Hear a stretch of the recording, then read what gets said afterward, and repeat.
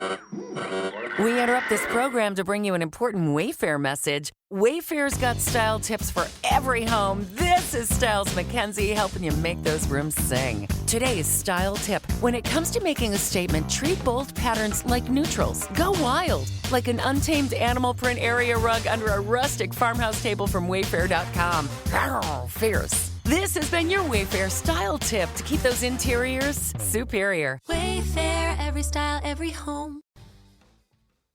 The numbers told the story, they always do.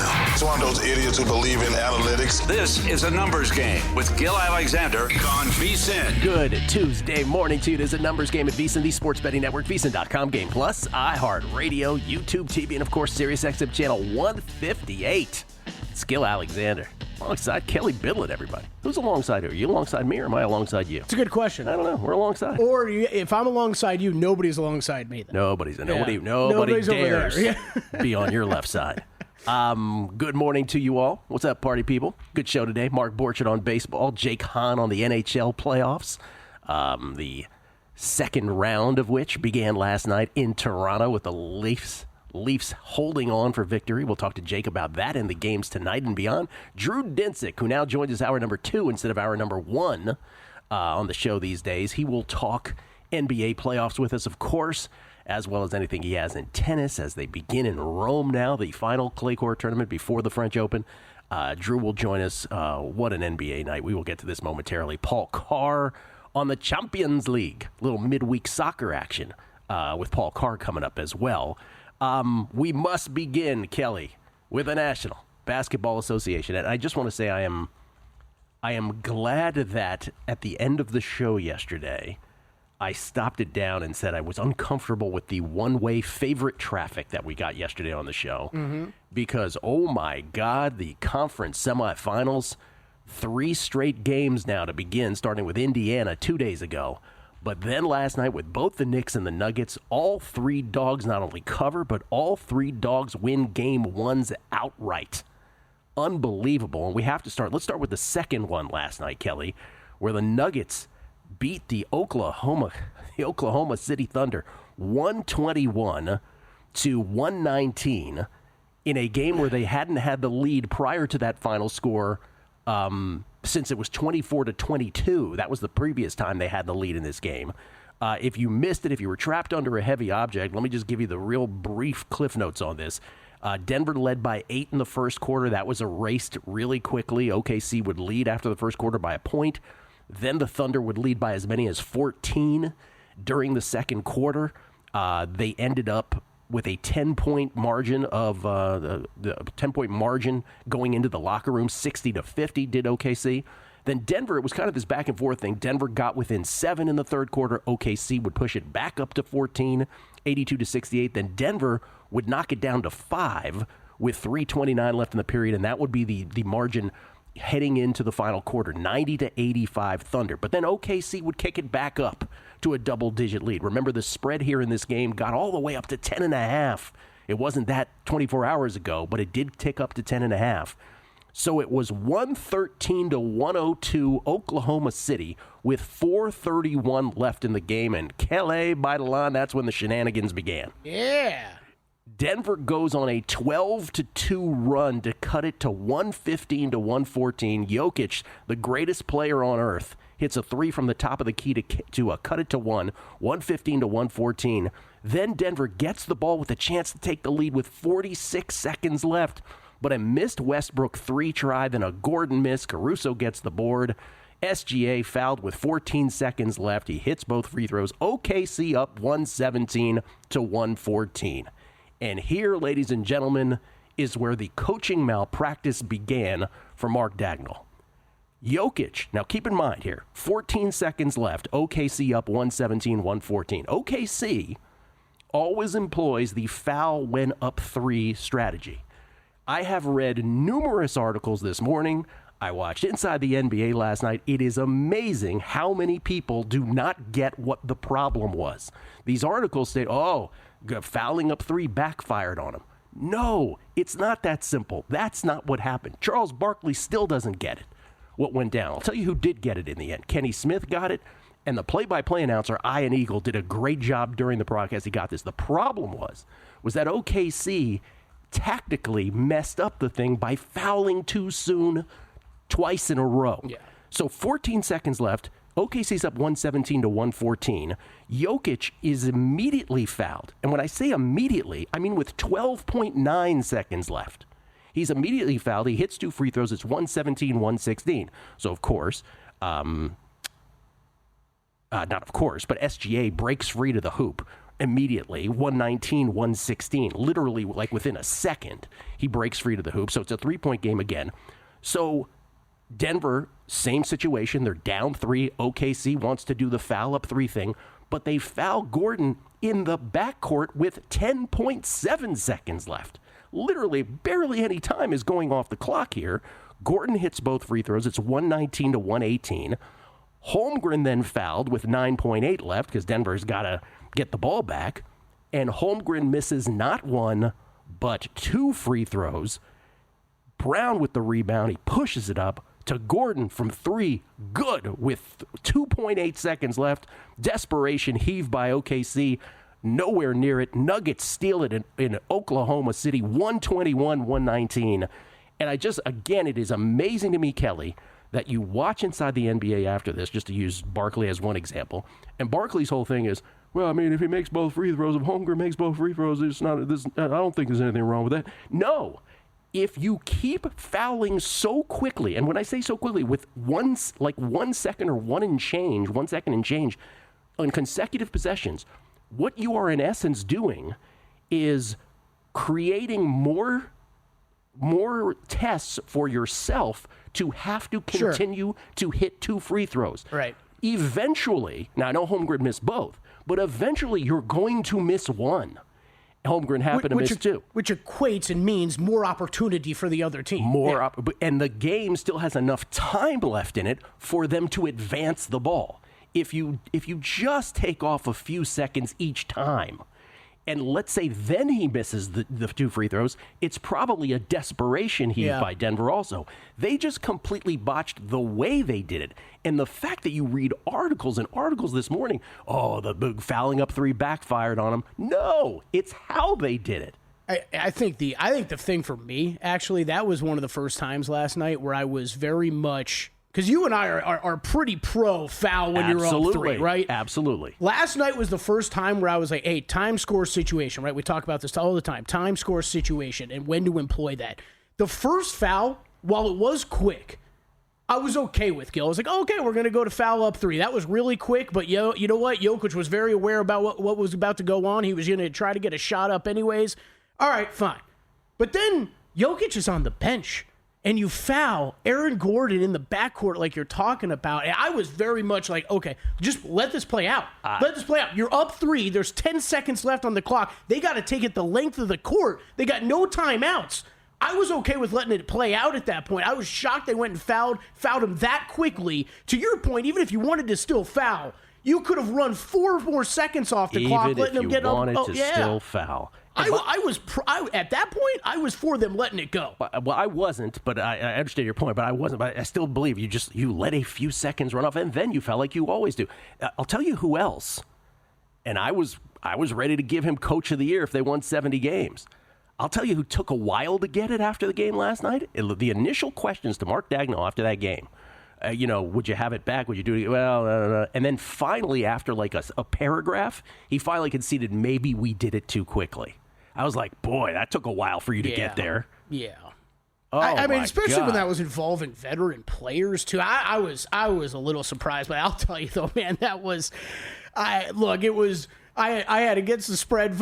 First half full game. First half gets there full game. You're watching it, let it slip away, right? And I think when we talk about both these losses from these teams, I think there is one thing they had in common that I want to bring up later. But you're watching that slip away, and it's going through my mind. All right, well, I'm going to lose this ATS bet. But like there was, for the second time in 9 days, Aaron Gordon just to the side of my head with a 2x4 out of nowhere. Because at no point did I think they were going to lose that game until that happened. That and, of course, the dunk. Did he have his fingertips off it against the Clippers? Second time, man. I was like, wow, that really just happened. I was sitting there stunned after the game. Jokic, the greatest player on earth, 42, 22, and 6 in this game.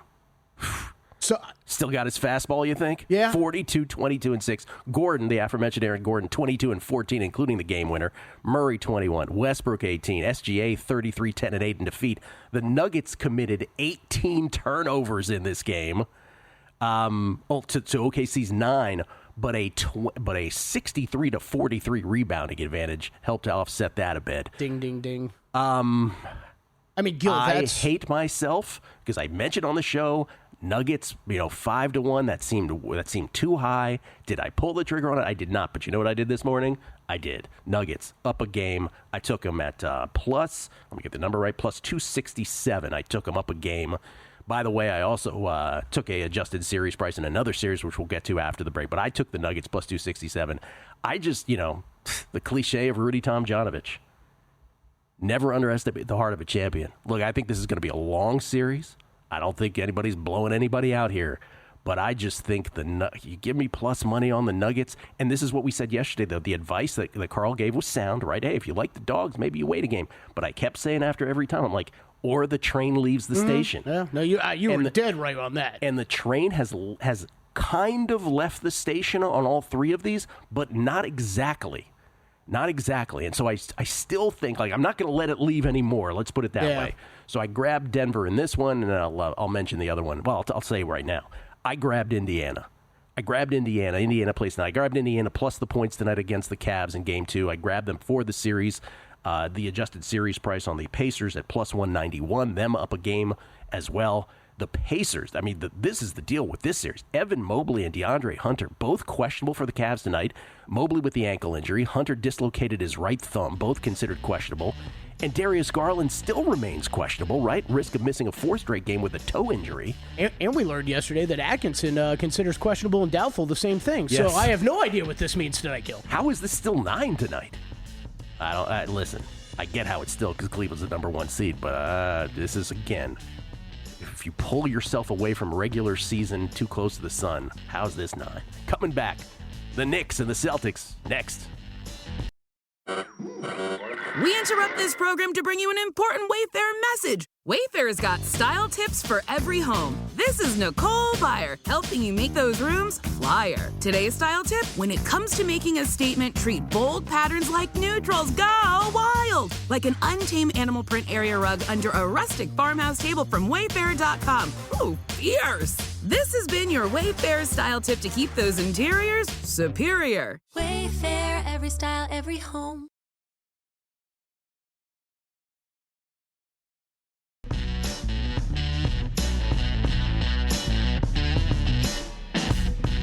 A numbers game on VSiN, the sports betting network. Want to bet smarter? Start with Smarter Insights. Right now, you can check out Greg Peterson's MLB picks, Tyler Shoemaker's WNBA win total best bets, and Zach Cohen's Warriors T-Wolves series preview. Later today, you can check out Wes Reynolds' Truist championship preview. Dan Carpuch makes his VSiN debut with NBA props best bets. Hope I'm pronouncing that correctly. And Lou Finocchiaro's UFC 315 preview. Right now, you can sign up for our annual subscription. Get 14 months for only $199 with promo code PRO. Just head to vsin.com/subscribe to sign up today. We get tweets at Beating the Book. Always appreciate y'all's feedback every day. Best listeners in the game. I cannot be talked off this position because you would be wrong. They are the best listeners in the game. This is from Master of Puppets. 4 games in 27 days showed up tonight. That was the stat I gave yesterday, that the Timberwolves had played 4 meaningful games, full strength. Thunder. Excuse me, what did I say? Timberwolves. Yeah, Thunder. Thunder had played 4 meaningful games in 27 days. I don't know if that showed up or not. I think that's convenient to sort of retrofit it, but maybe. Yeah, I don't know if I felt that way. Yeah. I was very, very impressed with the Nuggets and what they did. Throughout that game, to keep it close, even when it felt like it could easily turn into a runaway by OKC at times, and they just kept keeping it close. And then, we've talked about it. Maybe we haven't made big enough of a deal. It's It's Nikola Jokic and the Denver Nuggets, It's right? Nikola You give him a chance and just leave him in the game long enough. This is what's going to happen, I guess. It's like I said against the Clippers. What could go wrong? Does the other team still have the best player in the world? They have home court? Yeah. Big Kahuna. Agree. That was idiotic. Wait a few seconds, and especially the one in the backcourt. Terrible. Sunny It was 3. awful. Sunny 3. Absolutely inexcusable. Rob, Seahawk 97. Yes, and on top of that, they don't have a timeout left, even though you had the lead the whole time. This is from, let's see here. I mean, that's what the 3-point, the fouling of 3, like on that last, I'm playing that out. Like, I'm looking around. I'm like, Jokic is off the court. They don't have a timeout. They got to take it the distance. I don't know if I'm playing it out, but again, it's the timing. Like, you can't, it went from, the clock barely moved. Yeah. Eventually, you're going to miss a free throw. Matthew Mayberry, is there anywhere you can go to look at baseball standings for each month? I can't find it anywhere. I will have the updated May when Mark Borchard comes on here momentarily, Matthew. What a Padres win yesterday. And I'll say take everything they do with a grain of salt, but StatMuse usually does that stuff, right? You can StatMuse you does. usually just punch in most wins in May. It's not as easy as punching in. You have to, say the right words. Grain of salt. Yeah. Be careful with it, is my point, yes. Fred Courier enjoying the show by poolside, saying Kelley style listening, live at 10 a.m. Mike Tierney, the worst endgame strategy ever. Thought I was watching a movie. Brad Billups, at what point do Vegas residents start to buy into the Las Vegas A's? They are scrappy. They beat the Mariners last night 7-6. Jacob Wilson, Leaflet, with the game-winning RBI and extras yesterday. Joe Pete and I are like, we should go to Sacktown for a game. It's that exciting. Kevin Ryan. I don't know at what point, though, Las Vegas residents are getting excited about the A's. Have you felt the excitement at all, Gil? Oh, it's palpable. Yeah, I have not felt it from anybody. No, because they're not going to be here to, Yeah, what is it, 3 more years? 28 or something like that. Kevin Ryan. Gil, if I was fortunate enough to have an NBA MVP vote and I cast mine this season for SGA over the Voker. Oh, wait a minute. Let me start that again because I can't read. Gil, if I was fortunate enough to have an NBA MVP vote, I would have cast mine this season, I think he's saying, for SGA over the Joker. After watching last night's game, I would feel this morning like a total buffoon. Oh, that's right. They don't watch the games. Well, SGA was great, too. Let's not go crazy. Torch D, the one who put the satin on your panties. The absolute disrespect to Jokic before last game. He was plus 440 to lead the series in points. Give me that. Well, I hope you got it. Anyway. DJ Jams, based on last night's NBA games, we have to decide if your new name is now Gil Nostradamus or Gil the Mush. Oh, meaning that I mush the good teams. I see what you're saying. Larry Fresh, did you guys see this? Hilarious. Gil, your Charles Barkley was dead on. Oh, I don't know what show you're referring to, but just the Charles Barkley inability to understand that it was the timing of it. Oh, Holmgren makes... Well, yeah, but eventually you're going to miss a free throw. How is that difficult? By the way, my brother, who is a half-baked NBA fan, he called after the game and he figured it out. He goes, was the problem that they fouled too soon? I'm like, yes, exactly, both times. There also seemed to be a lot of confidence when Chet was going to the line. When Chet was going to the line, I was very worried. I was like, uh-oh. Like, this is probably one at best. Well, he's a decent free throw shooter. He's a 74% or something like that. Yeah. But younger guy in a big-time situation, right? Yeah. It showed up. It showed up. Before the Nuggets and the Thunder last night, the Knicks pulled off what was... I mean, the Nuggets was kind of a hold my beer situation because what the Knicks did was just as incredible. Maybe not just as incredible, but almost as incredible. Boston led by 20, 75-55 with 5:47 left in the third quarter. Maybe it was more incredible. Knicks got it down to 6 by the end of the quarter. It was 84-75, actually, a 9-point Celtics lead after 3. Knicks came all the way back. They tied it up at 86 with 7:26 to go, erased the 20-point deficit in less than a quarter's time. On an Anunoby jam, they did it. Then they was also tied at 89 and tied at 91-91. By the way, Reggie Miller, I have in my notes here when I do the notes of the game, it says, Reggie Miller wants you to know Brunson is the closer and clutch. Oh. How many times did Reggie Miller call Brunson the closer and clutch? Was it like 10 consecutive possessions? We get it, Reggie. It's been ridiculous for the whole playoff so far. We get it, Reggie. He is. You're right. What was Stephanie Reddy's first question to Aaron Gordon after the game last night? I believe it was, why did you take a 3 instead of a 2 when you were up 1? Well, I believe I heard that correctly. Maybe Stephanie, I had a lot of time to really consider all my possibilities at that point. Anyway, back to the Knicks. Then the Knicks take the lead, 94-91 on a Brunson 3, because he's the closer, with 4:07 to go. First lead since 33-31. Then they go up 6, Kelley, 97-91 on another Brunson 3. But the Celtics with a 7-0 run, capped by a White 3, a Derek White 3, to go up 98-97 with 2:15 left. Anunoby 3 puts New York back up 100-98, but a Holiday bucket ties it at 100 apiece with 53 seconds left. And because Steve Fezzik has the over, I absolutely know this is going to overtime because he's the biggest luck box there's ever been created on earth. This game feels like 2 days ago at this point. It really does. Anunoby misses. White gets the rebound. So Boston calls timeout with 28.1 seconds left. Tatum misses a 3. Their 43rd missed 3 of the night at that point. Miles McBride board with 6 seconds left, and then Knicks with a chance to win it. Brunson misses a 6-foot banker. I don't know how that didn't go in. Horford did just enough on defense. And, of course, we're going overtime. Like, just enough to, I don't know, kind of scare him, kind of affect the shot. I'm still shocked that didn't go in. Yeah, because he makes everything. And then I thought for sure when he missed that, I was like, well, Celtics obviously roll here. But the end of overtime was just like the Knicks up 3, 108-105. Towns fouls Brown. Jaylen Brown before the gather behind the arc with 3 seconds left. So they wanted to employ they had one to give. He just fouled Jaylen Brown before Jaylen had the gather. By the way, did we ever think there'd be a time in the NBA where the word gather would mean so much? Before the gather. And then with 3 seconds left, Boston chanced to tie. But Mikal Bridges just completely ties up Jaylen Brown. Just snatched the ball. That was awesome. Ball game. Anunoby, 29 in 45 minutes. Brunson, 29 in 43 minutes. Hart, 14 and 11 in 45 minutes. The Tibbs strategy. Oh, Brown and Tatum each with 23. By the way, the Celtics set a record. I mean, this is the headline of this game. The Celtics went 15 of 60 from behind the arc. 15 of 60 from 3. They took 63s and only made 15 of them. 45 misses, the new all-time playoff record, shattering the old record of 40 misses. By the way, in the third quarter alone, the Celtics took 20 shots. Guess how many were threes? 13. 19. 19 of 20 shots in the third quarter were from behind the arc. Now, I call the Warriors the most beautiful thing in basketball. I don't know what the Celtics are, but like the Warriors, they're cutting to the hoop. They're doing all this beautiful thing throughout their arc of championships. The Celtics are just like, what are they playing?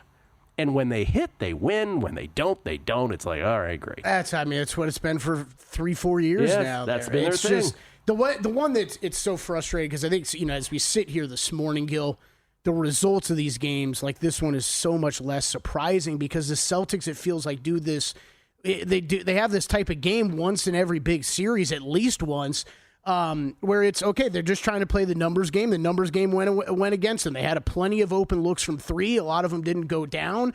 But I think the frustrating part when you were backing this team either as a fan or as a bettor, it's the whole tin cup par's good enough to win. And when you're up 20 in the third, you got to have a change-up to go to get to finish these games instead of continuing launching threes, which then, if you're missing them, allows these teams back in it. And I think one of the big takeaways, I think, for me last night, Gil, from both these games is you saw two teams, Denver and Boston, who have been hunted in each of those conferences now for a few years, and going up against two teams that made offseason adjustments over the past couple years to bolster their roster to go up against these teams.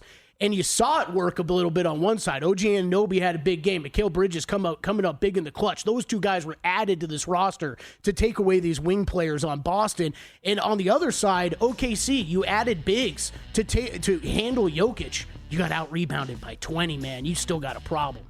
Boston, a 10.5-point favorite tomorrow night in Game 2. OKC, an 11-point favorite in Game 2 tomorrow night. I laid 9.5 with Boston last night.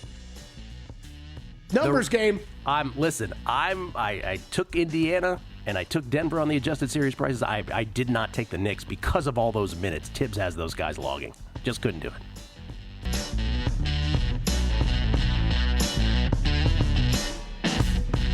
A numbers game on VSiN, the Sports Betting Network. ProfitX is offering the best odds all baseball season long. ProfitX, a peer-to-peer sports exchange available in 40-plus states. The first of its kind in the U.S. You'll be able to make your sports picks against other groups of fans rather than against sports books. Exchanges guarantee you the best odds on average by 10 to 20%. Now they're getting closer to how much it really guarantee you the best odds on. They're getting closer. They're drifting up towards the actual. I mean, it's phenomenal. You can even request your own odds, by the way. Download ProfitX today with code VSIN and earn up to $200 in profit cash over your first month. Check them out at ProfitX.com. Skill Alexander, by the way. Kelley Bydlon here as well. Just want to read a couple tweets. Jack at Jack14770548. RotoWire has a monthly tab that displays record by month in their MLB standings as well, he says. And Chris Heath taking shots at the Vegas people. He says, I think you mean the Salt Lake City A's. What he's doing right there. I don't get it. I don't know. Maybe he doesn't think they're coming here. Maybe he doesn't. I just want to also say this. So, again, I'm on Indiana tonight plus the points. Didn't touch the Warriors T-Wolves game. Yeah, I got nothing. Game 1 in that series. I am on the adjusted series price, both Denver and Indiana series. And then in baseball, yesterday I gave out the Padres' first 5, which didn't hit, and the full game, which did hit, both at plus money. A 4-run eighth for the Padres to erase a 3-0 deficit against both Devin Williams and Luke Weaver. Out of the Yankees' pen, the Padres go to town and they win that game 4-3. So here are the updated May standings, just to let everybody's been asking. The updated May standings. The Padres are the only undefeated team thus far in May. They're 4-0, 4-0 with 22 games left to go. There are a few other 4-1s though. One of those is the aforementioned Athletics. How about those pesky A's? They're 4-1, but so too are the Cubs and Royals. So Cubs, Royals, and Athletics all 4-1. Padres are the only 4-0. Then we have 7 teams with 3 wins. Tigers, Dodgers, Nationals, and Guardians all at 3-1. White Sox, Giants, Cardinals all at 3-2. So that's your very early May standings by popular demand there. And Padres tonight, Michael King, their ace, is on the hill. I am on the Padres' first 5 and full game again tonight against the Yankees and Clark Schmidt. I don't understand this number. Michael King with the 2.78 fielding independent. Clark Schmidt, small sample size granted, but still a 5.52 fielding independent. So again, for the second straight day, Padres money line on both the full game and the first 5. And I played this yesterday, although I didn't give it out. I'm doing it again in Sacktown. It is a fly ball pitcher versus a fly ball pitcher once again in Sacramento. It soared over again. It took 4 innings for the game to go over yesterday with 2 fly ball pitchers. And I see no reason why not to do it again today. So I'm doing it. Mariners Athletics over 5.5. It's a little higher than it was yesterday. Over 5.5, first 5 at even money. Over 9.5 for the full game there in Sacramento. And so, yeah, that's the deal. And I'm just trying to get you the pitchers' names here once again because it's Springs going for the Athletics, and I'm completely blanking on the name of the pitcher for the Mariners. I'll get it for you right now. It is Hancock against Springs. Thank you. Good God. Sorry about that. Mark Borchard joins us, courtesy of the Progressive Guest Line. From an undisclosed location somewhere in the desert. We'll see if he agrees with those 2 plays and what he has on his own. How you doing, Mark? Gil, I'm really disappointed in you that you can't remember Emerson Hancock. Such a literary name, too. That's right. Ralph Waldo Emerson Hancock, if Chris Berman was doing this highlight, yes. That's true, or you could also go John Hancock, you too. Could. So, I guess there's two different allusions there in that one name. How do you feel about this Padres line tonight? Doesn't make any sense to me. You? I've got it at -113. I think for me, King's a good pitcher. I have him 14% better than average, and I've got Schmidt at about league average. But, Gil, I'm looking – those starter numbers are a median of the last 17 games they've pitched. So it's probably going to be different than – because I guess maybe these guys have, 7 games, something like that, under their belt this season. Schmidt does not, but King does. Yeah, this is the old revenge spot for Michael King, by the way, for those scoring at home. So I'm on that. What are you on today? Forget me. What are you doing? You know what? It's a really crappy card. The base winner parlay's decent, but I actually kind of went against the model with one of the legs.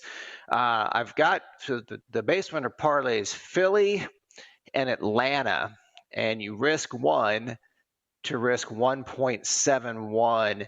And this Tampa Bay team, they've been pretty good, like by the numbers.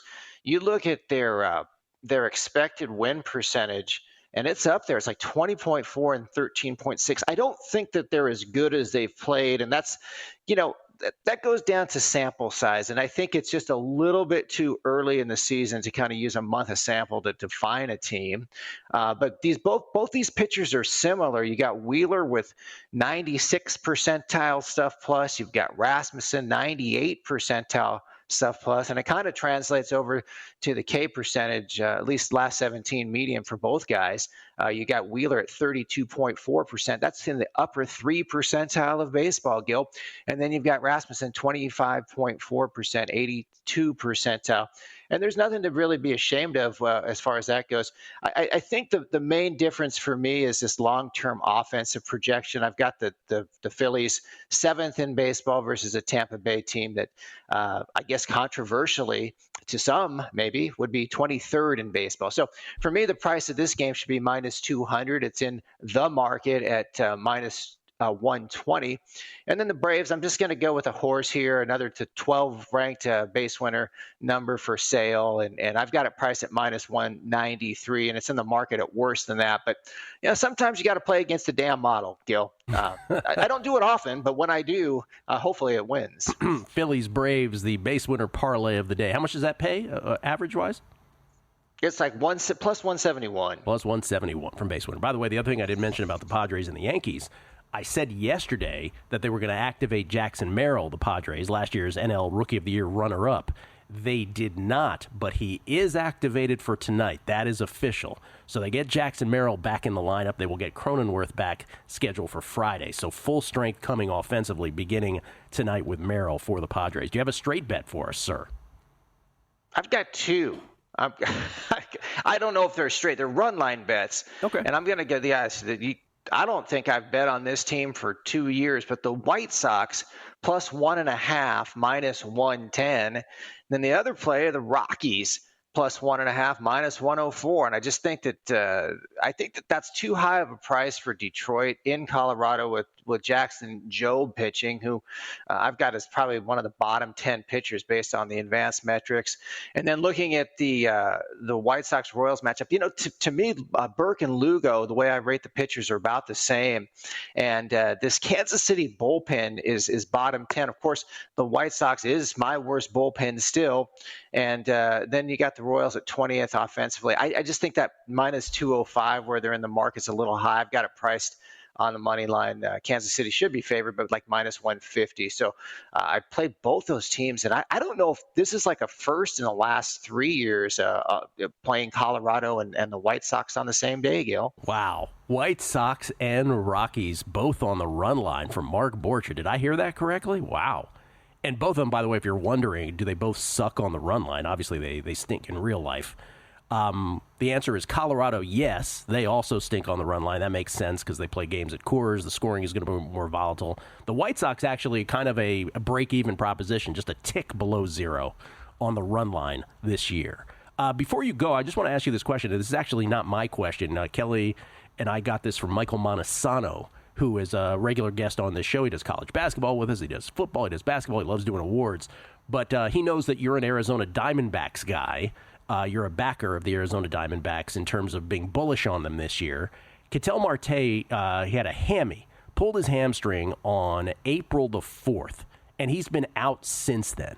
And there are a couple games above 500. They're good. They just haven't really performed well. And I'm curious, like when you do your assessment and your modeling, a guy like that, I always used to say when I did it, it was like, well, one guy, it might be overrated when you take him out of the lineup. It's when you have two or more, then it really magnifies. But has he, by the way, it's 18 and 17. Pardon me, I got their number wrong. I had 18 and 16. So one game above 500 for the Diamondbacks. Does his absence downgrade them monumentally from your numbers? It's a really good question. I'm trying to get a precise number on it. So I've got I remember because I'm looking at a 120 right now for their offense overall. So that's 20% better than average from a run projection standpoint. And I think it was like maybe 12% better. So that one really did impact it. And it has to do with like where they hit in the lineup as well. And I like Marte better, like from a base run standpoint. His production over the last 500 plate appearances is actually a little bit better than Corbin Carroll. So that would be surprising to some. But yeah, to answer his question, I guess you could roughly say about a 10% weighted runs created. So It's like a half a run offensively. Wow. Yeah. That's significant. Mark, always a pleasure, man. Thank you so much. My pleasure, Gil. Thanks. Mark Borchard at BaseWinner. BaseWinner.com does his Bet US show every day as well. We'll come back. Hockey with Jake Hahn next. We interrupt this program to bring you an important Wayfair message. Wayfair's got style tips for every home. This is Nicole Byer, helping you make those rooms flyer. Today's style tip: when it comes to making a statement, treat bold patterns like neutrals. Go wild! Like an untamed animal print area rug under a rustic farmhouse table from Wayfair.com. Ooh, fierce! This has been your Wayfair style tip to keep those interiors superior. Wayfair, every style, every home.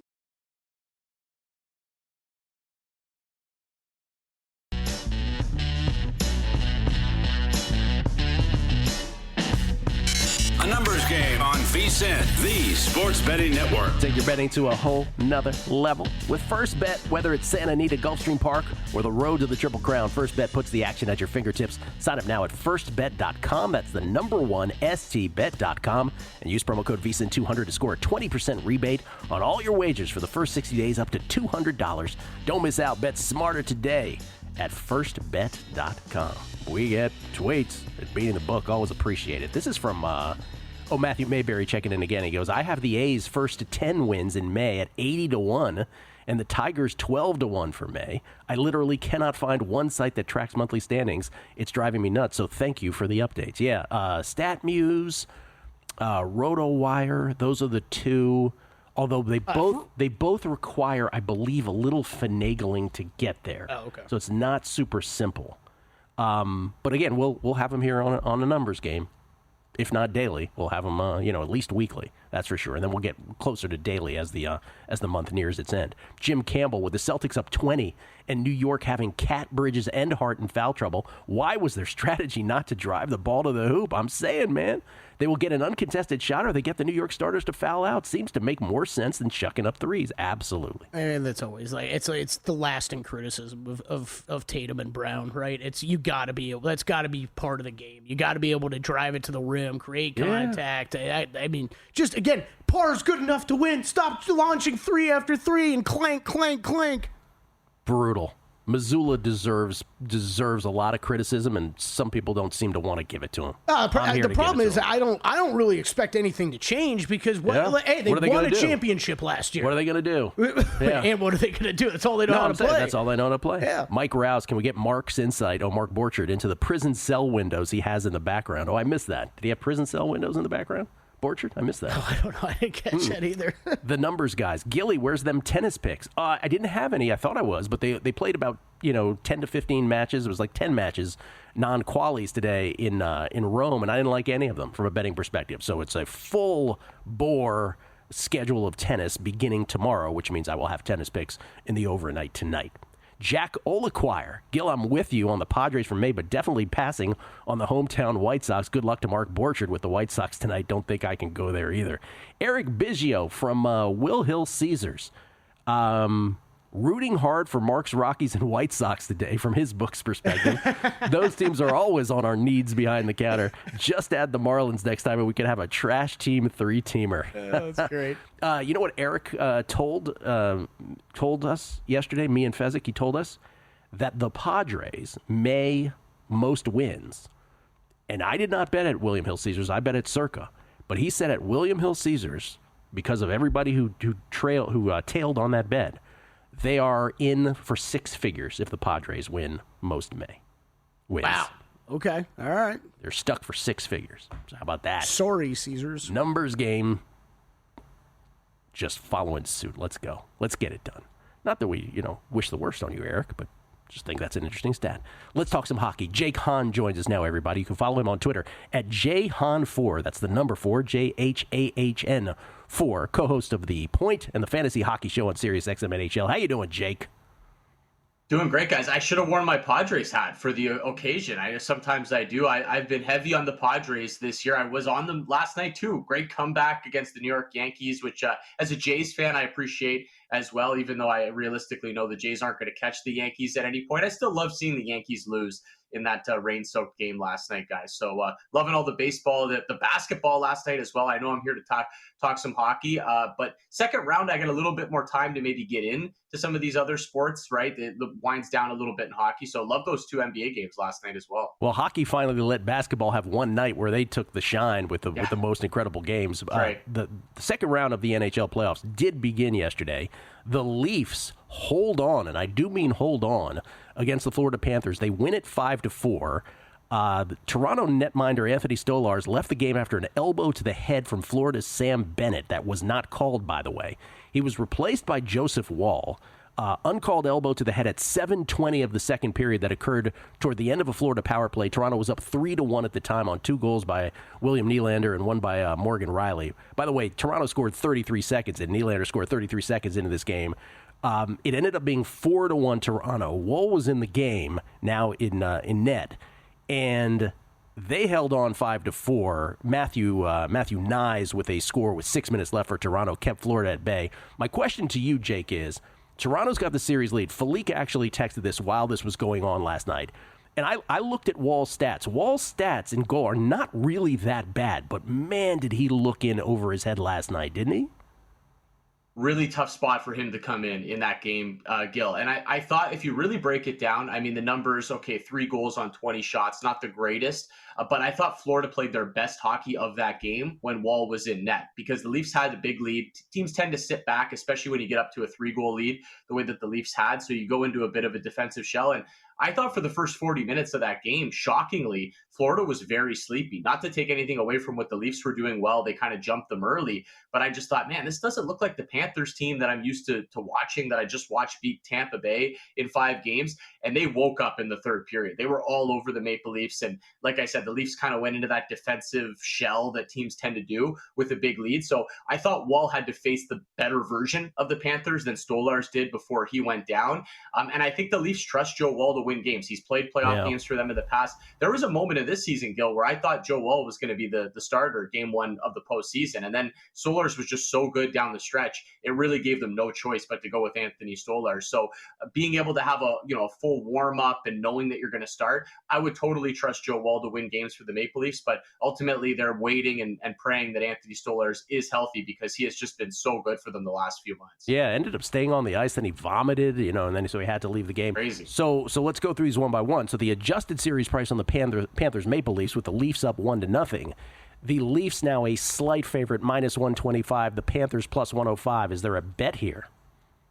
I think I would need a little bit more to get behind the Panthers. The plus 105, though, because I've seen some different numbers floating around there. Anything plus money with the Panthers, I think I get a little bit more interested. I saw some, -110s on both sides. So that plus 105 number you guys are showing right there is a pretty nice price. On a Florida Panthers team, we know their pedigree. We know that they can certainly get back in this series. And I don't think home road matters as much in this one. Gil, you go back to the series these two teams played a couple of years ago.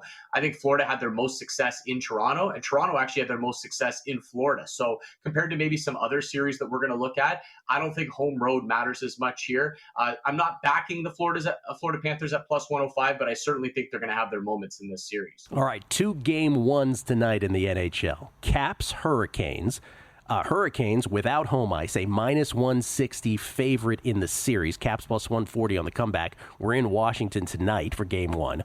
Golden Knights and Oilers. This is one of these rare sort of betting things where the Oilers are the -115 series favorites, but the Knights will be a tick of a favorite in 4 of these games. If it extended to 7, they've got the home ice. But if you do the whole math of the aggregate, the Oilers are the slight series favorite. Do you have a play in either of the series for either of those two series prices for either of those 2 series, or in game 1s?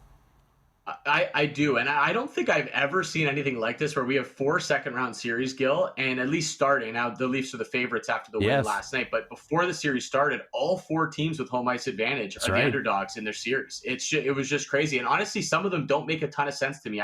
I believe Vegas should be favored. Now, in some places they are. It's, kind of hovering around that pick'em range. You guys are showing minus 105 there. I think that's a really nice price on Vegas for the series. Edmonton showed so many flaws in that first round against the LA Kings. I thought LA just kind of choked it away, for lack of a better term. Games 3 and 4, they should have won both of those. They let Edmonton off the mat, and you can't give a dangerous team like the Oilers a second life. I don't think Vegas is going to do that. They're more defensively sound. I think they have the better goaltender in Aiden Hill. So I like Vegas, and I really like that price for the Washington Capitals as well. This is going to be your ultimate, analytics versus eye test community type series where the analytics point to Carolina. But Carolina, each playoffs, they tend to get into this funk where they struggle finishing on chances. They're fine generating those chances. I think that's what you could see throughout courses of this series, and I just think that's a great number on a Capitals team that's, to me, been way more consistent than Carolina all season long. Caps on the series at plus 140. Anything on the game ones tonight on the specific games or no? I am going to play the Capitals. I'm seeing them hovering between plus 115. Maybe you could shop and find a plus 120 out there. I think that's a really good price on the Capitals in game 1. This is just a team I think I'm going to be playing all series if they're going to give these prices out. Obviously, they're not going to sweep Carolina. I doubt they will, but I like this play for game 1. Lean towards the over in the late game, guys, but we have seen some movement. I was over 6, about minus 120 last night. Now it's flown up to over 6.5 at about minus 115 in that range. So people have the same idea. They're betting goals in Vegas, Edmonton, which I can't fault them for doing. I think that's probably going to be your highest scoring series of the second round. Yeah, 6.5 is the total in that game 1 tonight at T-Mobile Arena. By the way, real quick, 10 seconds or less, tomorrow night Dallas and Winnipeg start with Dallas as a minus 160 series favorite. You have a series play there? I like the Jets at that price, guys. I think a lot of people are going to be loving on Dallas after beating Colorado, but Winnipeg, the whiteout, home ice advantage, I think matters the most in this series of all 4 that we just talked about. Winnipeg plus 135, the President's Trophy winners. Thank you, Jake. Appreciate it, man.